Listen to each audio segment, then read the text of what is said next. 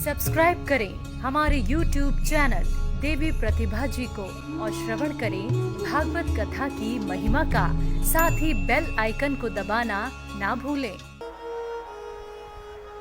नारी का सदैव सम्मान करना चाहिए।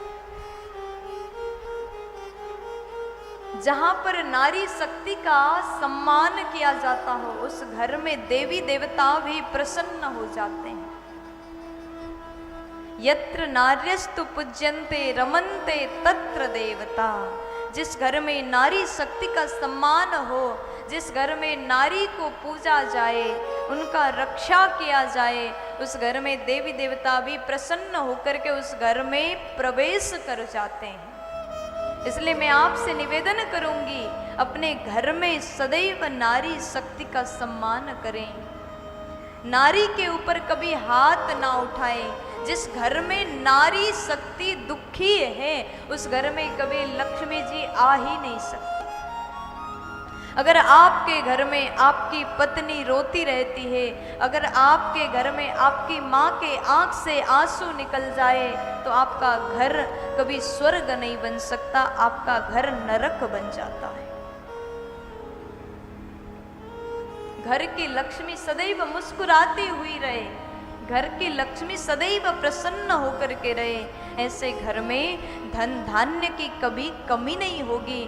भागवत में, बड़े बड़े पुराणों में, बड़े बड़े ग्रंथों में, शास्त्रों में इस बात का उल्लेख आता है। कई बार शास्त्र कहते हैं जिस घर में नारी मुस्कुराए, जिस घर में बड़े बुजुर्ग खुश रहें, जिस घर के माता पिता हंसते हुए रहें, प्रसन्न रहे, उस घर में कभी धन धान्य की कमी नहीं होगी। उस घर में कभी अन्नपूर्णा रुष्ट नहीं हो सकती और उस घर में कभी संतति की कमी नहीं हो सकती।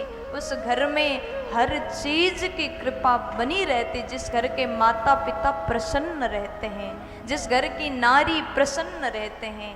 और मैं बड़ा गांव वालों से निवेदन करूंगी, इस कथा को सुनने के बाद में अपने जीवन में ये नियम बना लीजिए, स्वयं भी सुंदर नियमों में चल करके अपने घर के माता पिता को हंसाया करो और अपनी पत्नी को प्रसन्न रखा करो। फिर देखना आपके घर में कभी किसी प्रकार की कमी नहीं आएगी। एक बार जोर से बोल दीजिए, राधे राधे।